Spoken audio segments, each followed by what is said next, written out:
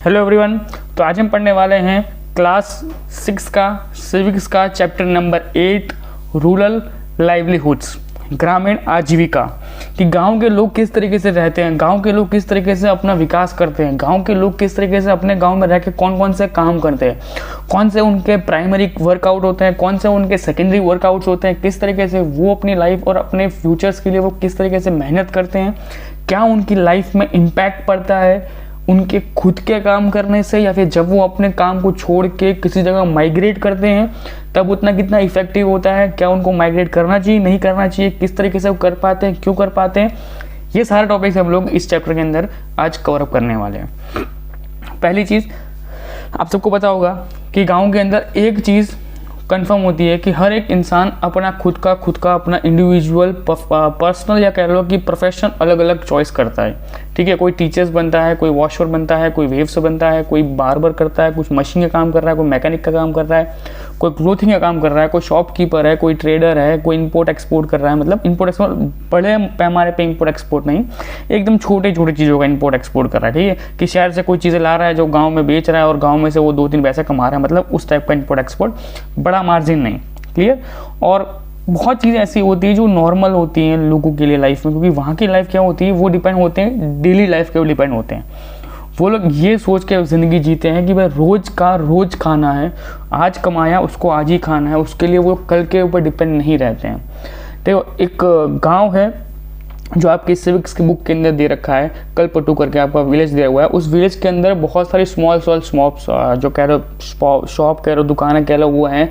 Groceries की हैं, T shops हैं, बार्बर शॉप है, क्लोथ्स हैं, ग्रोसरीज का है, टेलर शॉप है, फर्टिलाइज़र की शॉप है, सीड शॉप है। मतलब अलग अलग टाइप की बहुत सारी आपको शॉप्स आपको देखने को मिल जाएंगी। ये आपको टिपिकल आपको एक स्टोरी के रूप में अंदर दिखाया गया है कि इन ये चीज़ें आपकी इसके अंदर दी हुई हैं। इसका आपकी इससे कोई लेना देना नहीं है, आपको कॉम्पिटिटिव एग्जाम से इसका कोई लेना देना नहीं है। आपको बस इतना याद रखना है कि रूरल लिवलीहुड्स का मतलब होता है कि किसी भी तरीके से कुछ भी करके वो लोग रोज़ का रोज़ कमाते हैं और रोज़ का रोज़ खाते हैं। ठीक है, इनका मेन मकसद ये होता है। Okay, life of a woman farmers, याद रखना वुमेन फार्मर्स की बात कर रहे हैं हम लोग, यहाँ पे किसी जेंट्स की बात नहीं कर रहे हैं, यहाँ पे हम लोग वुमेन्स की बात कर रहे हैं। तो जो तुलसी वर्कर है, जो आपके रामलिंगन नाम का एक जो बहुत बड़ा लैंड फार्मर है जिसके पास बहुत बड़ी खेती है, उसके अंदर वहाँ पे वो काम करती है। वो उसको वहाँ पे सब चीज़ें करनी होती है, हार्वेस्टिंग करना है, उसकी कटाई करनी है, उसमें रोपण करना है, उसका सब कुछ करना है, A to Z चीज़ें उसको सब चीज़ें करनी है। और ये काम करने को उसको मिलते हैं 40 रुपीज़ डेली। कितने मिलते हैं? 40 रुपये उसको रोज़ के मिलते हैं। 40 रुपीज़ उसको रोज़ के मिलते हैं। ऑल्सो ही है से और ऑल्सो वो दूसरों के घर के अंदर भी काम करती है, कुकिंग का, क्लीनिंग का, वॉशिंग क्लोथ्स के लिए करना, सब कुछ करना है, वो सब चीज़ें इसके अंदर उसके इंक्लूड हो जाती है। ओके, आगे हम लोग जो सबसे मेन टॉपिक की बात करने वाले हैं, जो कि आपका इकोनॉमिक्स के रूप में, आपके पॉलिटिकल रूप में, या फिर आपके हर एक तरीके से ज्योग्राफी के रूप में भी आपको ये एक one of the biggest issue है, वो भी हमारे सब फार्मर्स के लिए। कौन सा है? The farmer borrow money from the बड़े लैंड ओनर्स। अगर कोई फार्मर है तो वो अगर कोई फार्मर है उसके पास खुद की ज़मीन है और वो चाहता है कि उसकी खुद की ज़मीन के अंदर वो वीट्स को, गेहूं को उगाए, तब गेहूं को उगाने के लिए उसको जो सीड्स चाहिए ना, जो दाने चाहिए जिसके ऊपर से वो उस पूरी उपज को उठा सकता है, राइट। उसको जो दाने चाहिए, जो सीड्स चाहिए, अगर उसके लिए उसके पास उतने पैसे नहीं होंगे तो वो बड़े लैंड ओनर के पास से बोलेगा कि मेरे को इतने पैसे दो और ये आपका ब्याज और इतने पैसे मेरे को दे दो, जिससे कि मैं अपने यहाँ पे जाके अपने खेत के अंदर खेती करूँगा। और खेती करने के बाद में आपको, जब मेरे पास खेती की उपज हो जाएगी, जब मैं उनको बेच दूंगा अपने क्रॉप्स को, उसके बाद मैं आपको जाके आपका पैसा लौटा दूंगा विथ इंटरेस्ट। ये उनकी पूरी डिस्कशन होती है। बट अब यहाँ पे आता है ज्योग्राफिकल का खेल। अब ज्योग्राफी क्या बोलती है? ज्योग्राफी ये कहती है कि due to some climate changes this year the rain will be not sufficient for the crops. Clear. अब यहाँ पे फिर फंस गए वो लोग कि साला यहाँ पे तो फिर से फंस गए। किस तरीके से फंसे वो लोग कि उसने पहले डेफ ले लिया, उसने कर्जा ले लिया, लोन ले लिए, और लोन के रूप में उसने अपनी ज़मीन को गिरवी रखा हुआ है अभी। क्लियर। कि उसने पैसे ले लिए और अपने उस पैसे के अगेंस्ट में अपनी ज़मीन को गिरवी रख दिया उस बड़े से लैंड ओनर के पास। अब होता ये है कि जोग्राफिकल क्लाइमेट कंडीशन चेंज होती है और उसमें जो कुछ भी उगाया होता है, गेहूं वगैरह, चावल, कुछ भी उगाया होता है, इनडायरेक्टली दोनों के अंदर बहुत ज़्यादा पानी चाहिए होता है। तो ये जब उगाया होता है तब बारिश होती नहीं है, जितना पानी होता है वो सूख जाता है। अब ये सब कुछ होने के बाद होता क्या है कि किसान आके सोचता है कि अब साला उपज भी हुई नहीं, कुछ भी नहीं हुआ, अब कर्जा ऊपर चढ़ा हुआ है, अब करे क्या। अब सिंपल सी बात है, अगर उसको कर्जा चुकाना है तो करना क्या होगा, अपनी ज़मीन को बेच सकता नहीं। क्यों? क्योंकि उन पैसों के पास उन पैसों से उन पैसों के लिए वो ज़मीन किसी और को गिरवी नहीं दे सकता। वो होता ये है कि जो बड़ा लैंड ओनर होता है वो इनडायरेक्टली जाके इस ट्रैप में उसको फंसाता है और वो पूरी की पूरी ज़मीन अपने नाम पर रजिस्टर कर लेता है, अपने नाम पे चढ़ा लेता है और फिर वो किसान अपनी ही ज़मीन के ऊपर एज ए मजदूर, एज ए रोज का लेबर वर्क के रूप में वो फिर से वहाँ पे काम करता है खुद की ज़मीन के ऊपर। तो ये एक बहुत बड़ा ट्रैप होता है जिसके अंदर आज के मोस्ट ऑफ फार्मर्स फंसते हैं और फार्मर फंसते हैं और उसके खिलाफ कोई आवाज़ उठाता नहीं, क्योंकि ये एक one of the biggest issues पूरे इंडिया कंट्री के अंदर। ठीक है, आगे जो फार्मर्स होते हैं वो all are depends on the farmings, कि वो कहीं ना कहीं जितने भी लैंड ओनर्स कह लो या फिर कितने भी फार्मर्स कह लो, जितने भी विलेज के पीपल होते हैं वो कहीं ना कहीं डिपेंड होते हैं फार्मिंग के ऊपर। उनका मेन काम क्या होता है, कल्टीवेशन करना, लैंड्स के ऊपर क्रॉप्स को प्रोडक्शन करना और उन प्रोडक्शन को आके मार्केट में बेचना अच्छे से दाम पे। और जो कुछ पीपल होते हैं जिनके पास, जिनको लेबर वर्क्स नहीं करना है या फिर जिनके पास खेती बाड़ी नहीं है, वो क्या कर रहे हैं, तो वो लोग फॉरेस्ट एनिमल्स के ऊपर, हनी बीज के ऊपर, डेली प्रोडक्शन के ऊपर, दूध, मिल्क, फिशिंग, इन सब के ऊपर ज़्यादा कर डिपेंड रहता है, जैसे कि उनकी लाइफ भी वो चलती रहे। अब सोर्स ऑफ द लिवहुड्स का, अब जो ग्रामीण विस्तार होता है उसके अंदर जो सोर्स ऑफ हिडलुड होता है वो एकदम सिंपल होता है। इनके सबसे ज़्यादा इंपॉर्टेंट होता है कि वो किसी भी तरीके से फॉरेस्ट डिपार्टमेंट के ऊपर ज़्यादा डिपेंड रहते हैं। फॉरेस्ट डिपार्टमेंट के ऊपर मतलब इसलिए मैंने ये वर्ड इसलिए यूज़ किया क्योंकि उनकी लाइफ में जो फॉरेस्ट होता है ना वो सबसे ज़्यादा इंपॉर्टेंट प्ले रोल करता है। क्यों? रीज़न ये होता है कि उन लोगों को या तो सारी चीज़ें जंगलों से या तो चुरानी पड़ती हैं या फिर वो जंगल में जाके उन चीज़ों के लिए लड़ते हैं या फिर वो चीज़ें वो अपने आप से जाके भाग के चुरा के लेके आते हैं। क्लियर? अब फॉरेस्ट डिपार्टमेंट होता है जो उनका काम क्या होता है कि ये सब जो कुछ भी लोग लेके जा रहे हैं, लकड़ियाँ काट के लेके जा रहे हैं, हनी बीन के पास से वो जो शहद है वो चुरा के लेके जा रहे हैं। अब जो और भी जो चीज़ें ऐसी होती हैं जो वहाँ पे बहुत रेयर केस में मिलती हैं, उनकी चीज़ों को, जैसे कि हाथी का दांत होता है, गेंडे का सींग होता है, तो ये सब कुछ लेके चुरा के इनको मार करके, इनको खाते नहीं, बात नहीं, ये लोग क्या करते हैं, इनको मार काट के इसको बेच के और पैसे आते हैं, उन पैसे से अपनी ज़िंदगी चलाते हैं। राइट?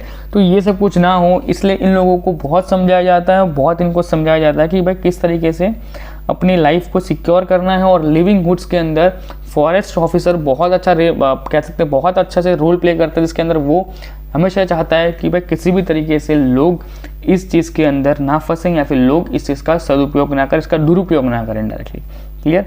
रूरल लाइवलीहुड्स फिर से समझाता हूँ कि उसका काम क्या होता है कि peoples who live in the rural area and earn money in the various way and daily uses, क्या लगना, डेली यूजेस, उनका ऐसा डिपेंड नहीं होता कि उनको आज से 2 महीने बाद या 4 महीने बाद क्या करना है, उनके ऊपर डिपेंड नहीं होता है।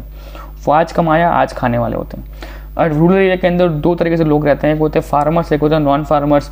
फार्मर्स आपको पता है या तो फार्मिंग कर रहे होते हैं, और फार्मर में 2 प्रकार के फार्मर होते हैं। एक फार्मर वो होते हैं जो खुद की लैंड की जिनके पास खुद की लैंड है और वहाँ पे फार्मिंग करते हैं, इट्स ओके। और एक वो प्रकार के फार्मर्स आते हैं जिनके पास खुद की लैंड तो नहीं है पर उसको हम लोग कहते हैं फार्मर लेबर्स। क्या कहते हैं? फार्मर लेबर्स, कि वो फार्मर तो हैं पर किसी और की ज़मीन पर काम कर रहे हैं एज ए लेबर। अब आते हैं नॉन एक्टिविटीज़ फार्मर, तो इनका काम क्या होता है? इनका काम सिंपल होता है, कौन सा, हनी बीज वाला मैंने पहले को बताया था, कौन सा, वो fishing production, milk production, daily production याद आया, वो वाला इनका काम ये होता है। आगे बात करते हैं एक और चीज़ कि ये लोग थ्रू आउट कोई बिजनेस या फिर मतलब एक जगह पे सिक्योर लाइफ में नहीं जीते हैं। राइट? सीज़न के प्रमाण पे इनकी ज़िंदगी चलती है। अगर इनको लगता है कि अभी बारिश होने वाली नहीं है तो वो अपना धंधा चेंज कर लेते हैं। मतलब इनडायरेक्टली ये समझ लो कि जिस तरीके से फेस्टिवल बदलते हैं इस तरीके से उनका धंधा बदलता है। उनको लगता है कि इस बार ये धंधा करना है तो उनके पास ये धंधा करते हैं, उसको लगता है कि ये धंधा बंद करने जैसा है तो वो तुरंत रातों रात शटर डाल के उस धंधे को चेंज कर डालते हैं। राइट? तो वहाँ पे उनका एक चीज़ कंफर्म होती है, चले तो शाम तक वरना चांद तक। ठीक है? आगे पेडू पुट। अब पेडू पेट होता है ना, वो एक इस तरीके का चीज़ें होती हैं जिसके अंदर आप ये देखो, आपको नीचे एक फ़ोटो दिख रहा होगा, ये इसे कहते हैं पेडू पुट्स। ठीक है? पूरे पेट, मतलब कुछ भी कह लो उसको सही प्रोनाउंसिएशन मिल हो जाएगा आपसे, ठीक है। अब इसका जो मेन चीज़ है ना वो ये है, समझ लो कि ये लोग होते हैं नॉन फार्मर पीपल्स, ठीक है। ये होते हैं नॉन फार्मर्स पीपल्स। इनका मेन काम क्या होता है? इनका मेन काम इतना होता है कि ये फिशिंग करते हैं फिशिंग एरियाज़ के अंदर। जहाँ तक गवर्नमेंट इनको अलाउड करती है वो पूरा 12 नॉटिकल माइल्स तक उनको अलाउड होता है, बट जो फिशिंग का एरिया होता है वो होता है max to max 1 to 3 miles तक, ठीक है। 12 नॉटिकल माइल्स तक हमारी सरहद लगती है। इंटरनेशनल सी वाटर्स के अंदर हमारी जो लिमिट है वो 12 नॉटिकल माइल्स तक है, और 12 नॉटिकल माइल्स के अंतर्गत अंदर जो फिशिंग एरिया है वो max to max 3 nautical miles तक मैक्स टू मैक्स दिया गया हुआ है, ठीक है। डिपेंड करता है वो टाइम टू टाइम, वो वहाँ की जो गवर्नमेंट होती है, वहाँ की जो लोकल गवर्नमेंट होती है, लोकल गवर्नमेंट जो म्यूनसिपल कॉर्पोरेशन कह लो या फिर स्टेट गवर्नमेंट कह लो, वो टाइम टू टाइम उन चीज़ों को अंदर चेंजेस लेके आती है। सपोज इट कि भाई क्लाइमेट बहुत ज़्यादा ख़राब है तो उस पूरे क्राइटेरिया को कम करके 1 नॉटिकल माइल कर देंगे। अगर क्लाइमेट बहुत अच्छा है और सी के अंदर सब कुछ सही चल रहा है, कहीं पे कोई तकलीफ नहीं हो रही है, कहीं से कोई भी चीज़ की कोई नेगेटिव न्यूज़ नहीं है, कोई ऐसे कुछ नहीं है, तो सिंपल सी बात है उस पूरे जो एरिया को वास्ट एरिया के अंदर कन्वर्ट करके उसको बोल दिया जाएगा कि भाई आप लोग जाके 5 नॉटिकल माइल्स तक या 6 नॉटिकल माइल्स तक जाके फिशिंग करके आ जाओ, राइट। क्यों? क्योंकि ये लोग डिपेंड करते हैं फिशिंग के ऊपर ज़्यादातर। ये लोग अपने फिश बोट के अंदर रहते हैं, फिश बोट के अंदर भी रहते, फिश बोट के अंदर पूरी ज़िंदगी को निकालने की ट्राई आउट करते हैं। क्यों? इनका मेन काम होता है कि फिशेस को कैच करना, उनको मार्केट तक लाना, मार्केट में आके बेचना। और एक चीज़ होती है कि फिशरमैन को ये सब कुछ करना पड़ता है क्योंकि वो उसके पास खुद की बोट नहीं होती, उसके पास जो बोट होती है ना वो बोट भी उसने लोन पे ली होती है, राइट। हर एक गवर्नमेंट अगर आपको आपके फिशिंग करियर के लिए अगर गवर्नमेंट आपको बैंक से लोन देना चाहती है तो आप वो लोन एक्सेप्ट कर सकते हो और वो आप लोन ले सकते हो, राइट। अब उस लोन में क्या क्या चीज़ें आती हैं? एक तो आपका पूरा बोट आ गई, फिर आप उसमें नेट भी ले सकते हो, फिर आप उसमें इंजन भी ले सकते हो। ऐसी डिफरेंट चीज़ें आप उसके अंदर से लोन के रूप में उठा सकते हो, ओके। अब देखो एक आपके साइड में आपको फोटो दिख रहा होगा जिसके अंदर लोग बहुत सारे काम कर रहे हैं। तो ये क्या होते हैं कि this are the agriculture labour as well as a big farmers. जो ये होते हैं ना, ये होते हैं एग्रीकल्चर लेबर्स जो किसी और की ज़मीन पे खुद की रोजी रोटी के लिए वो लोग वहाँ काम करते हैं और उनको उनका डेली पे आउट या मंथली पे आउट या फिर क्रॉप्स के ऊपर उन्हें को हिस्सा दिया जाता है। ये इनकी ज़िंदगी चलती है, ये इनका टिपिकल टाइप का रूटीन लाइफ चलती है। आगे बात करते हैं कि जो फार्मर्स होते हैं वो इन्वॉल्व भी प्रिपेयर करते हैं कि भाई लैंड को सही रखना है, क्योंकि अगर लैंड सही होगी तो उसके पास जो उसको वीडिंग करना है, उसको जो हार्वेस्टिंग करना है, जो क्रॉप्स को उगाना है वो अच्छे से उगा पाएंगे, right. Nearly 2 out of the 5 rural farmers are agriculture labours family. याद रखना, आउट ऑफ 5 मतलब 5 में से 2 ऐसी फैमिली होंगी, आउट ऑफ 2 फैमिली ऐसी होंगी जो लेबर फार्मर्स पे डिपेंड है, मतलब किसी और की ज़मीन पे काम कर रही है, खुद काम नहीं, मतलब खुद की ज़मीन पे वो काम नहीं कर पाते हैं, right. Member of this family is usually work on the others field to earn living. याद आ गया? मैं बताया आपको मैंने फिर से कि ये ऐसी फैमिलीज होती हैं कि जिनके पास खुद की ज़मीन नहीं होती है, किसी और की ज़मीन पे काम करते हैं और उसमें से अपनी हिस्सेदारी मांगते हैं। या तो कहते हैं कि 1/4 ऑफ द पार्ट वो हमारा रहेगा, या 1/4 या फिर 1/3 या 50-50 या 50-25%, डिपेंड करता है कि कितनी बड़ी ज़मीन है, किस तरीके से वो वर्कआउट करती है, किस तरीके से वो मेहनत करता है, उसके ऊपर पूरा परसेंटेज डिपेंड होता है। In the 80% of the farmers are belong to this group. Only 20% of India's farmers are the well off. 80% मतलब पूरे इंडिया के अंदर 80% फार्मर्स ऐसे होते हैं जो डिपेंड करते हैं किसी और की लिविंग एज के ऊपर। मतलब आज अगर मेरी ज़मीन है और मैं अपनी ज़मीन के ऊपर ध्यान नहीं दे पा रहा हूँ तो उस ज़मीन को एग्रीफाइड करने के लिए, उस ज़मीन के ऊपर हार्वेस्टिंग करने के लिए, उस ज़मीन के ऊपर सीडिंग्स करने के लिए मुझे किसी और को हायर करना पड़ेगा और उस हायर करे हुए इंसान को मुझे 25% देना होगा, जिससे कि मेरी ज़मीन भी ठीक ठाक रहेगी और वो पूरे साल में उस ज़मीन के अंदर से कमा भी लेगा और उसका लिविंग भी चलता रहेगा और मेरी ज़मीन की भी कुछ ना कुछ हर साल कुछ ना कुछ रूटीन लाइफ चलती रहेगी, जिससे कि मेरी ज़मीन बिगड़ेगी नहीं, राइट। तो ये सिर्फ टिपिकल मेंटालिटी होती है हर किसी की अपनी चीज़ों के अंदर बचाना उनको। क्लियर? ओके, आगे बात करते हैं। जो पेस्टिसाइड्स होते हैं, पेस्टिसाइड क्या होते हैं कि वन ऑफ द केमिकल्स होते हैं, एक ऐसे केमिकल्स होते हैं जिनके बारे में आपको पता होगा कि ये यूजुअली तब यूज़ होते हैं जब आपको किसी भी इंसेक्ट्स वगैरह को मारना होता है, ये यूजली तब यूज़ होते हैं। फिर आपका आता है कि माइग्रेशन करना।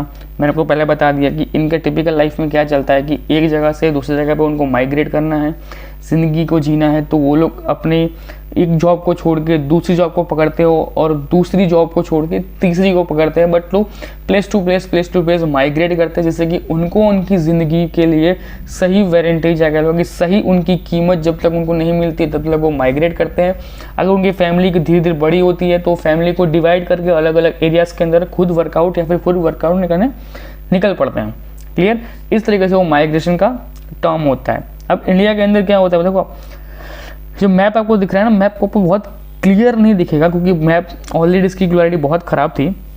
ठीक है, देखो जिसमें आपको रेड दिख रहा है ना, रेड जितना पोर्शन है, जो हाईलाइट पोर्शन है, जितना red red red red red red दिख रहा है आपको, दिख रहा है एकदम। अपने 7 सिस्टर वाला पार्ट देखो तो एकदम कोने वाला ये वाला, वहाँ भी रेड है। फिर आपको एक गुजरात वाला दमन जो दादरा नगर हवेली वाला पार्ट है, फिर आपको एक चंडीगढ़ वाला कश्मीर वाला पार्ट है पूरा यहाँ पे, राइट। तो ये जो मेन आपके रेड रेड पार्ट है ना, ये वो मेजर पार्ट्स हैं आपके इंडिया के अंदर जिनके अंदर उस पूरे स्टेट की, उस टिपिकल पूरे स्टेट की 20% से ऊपर की आबादी वहाँ से निकल के किसी और शहर में जाके कमाती है। समझ रहे हो आप लोग कि वहाँ की खुद की आबादी है। सपोज़ कि अगर वहाँ पे 100 लोग रहते हैं तो उसके अंदर से 80 लोग निकल जाते हैं, मतलब उसके अंदर से 20 लोग निकल जाते हैं, और उस 20 लोग में से बाकी जो बचे 80 लोग हैं, और 80 में से 40% होते हैं या फिर 50% जो लड़कियां होंगी, बाकी के 40% वो होंगे जो यंग टीनेजर्स होंगे, जो है तो पढ़ाई कर रहे होंगे या फिर जॉब की तलाश में भी होंगे, तो वो भी कभी ना कभी निकल जाएंगे। तो इस तरीके से चलता रहता है। मतलब ये आप समझ लो कि माइग्रेशन का मतलब ये एक टिपिकल आपको टर्म है कि अगर वहाँ पे अगर उनको वो परफेक्ट वो जो वेजेस नहीं मिल रहा है, सही पैसा नहीं मिल रहा है, तो कहीं ना कहीं वो मूव ऑन करते ही करते हैं। आगे है टेरेस फार्मिंग। अब देखो ये होता है टेरेस फार्मिंग, आपको फोटो में दिख रहा होगा इस तरीके से कि भाई किसी भी लैंड को एक हिल स्लॉप के अंदर उसको डिवाइड करके उसको फ्लैट सर्वेट्स में कन्वर्ट करके उसके ऊपर क्रॉप्स को उगाना, उसके अंदर किसी न किसी चीज़ को अच्छे से मेंटेन करना। याद रखना इन एरियाज़ के अंदर पानी की कोई कमी नहीं होती। एक बात याद रखना, इन जो चीज़ आपको दिख रहा है ना, इस एरिया के अंदर पानी की कोई कमी नहीं होती। क्यों? क्योंकि ये ऑलरेडी एक हिल टॉप एरिया के ऊपर बने हुए होते हैं। वहाँ पे हम सबको पता होता है कि मोस्ट ऑफ क्लाउड बर्स्टिंग कह लो, क्लाउड्स की सबसे ज़्यादा बारिश कह लो, इनडायरेक्टली कह लो कि भाई इसके ऊपर आसपास के एरियाज़ के अंदर 24 घंटों में से कभी ना कभी 2-3 घंटे रेगुलर बारिश रहती है, और इनके पास पानी की कमी नहीं रहती क्योंकि ये इतने बड़े हिल टॉप पे बैठे होते हैं कि जिसके कारण इनके पास पानी की कभी कमी हो ही नहीं पाती है, राइट। ओके, तो इसे कहते हैं हम टेरेस फार्मिंग। और ये मोस्ट आपको आसाम जो आपको होता है ना, पूरा आसाम जो आपका 7 सिस्टर का पूरा एरिया है ना, जो कोने वाला ये वाला एरिया पूरा, ये आपका कहीं ना कहीं इन पूरे चीज़ों के अंदर डिपेंड है। क्लियर? ओके, आज के लेक्चर में इतना ही। मिलते हैं नेक्स्ट लेक्चर में। Bye bye, take care. तब तक वीडियो को लाइक कीजिए, चैनल को सब्सक्राइब कीजिए, और जिसको ये वीडियो की ज़रूरत हो उस तक इस वीडियो को पहुँचाने में मेरी हेल्प कीजिए। Bye bye, take care.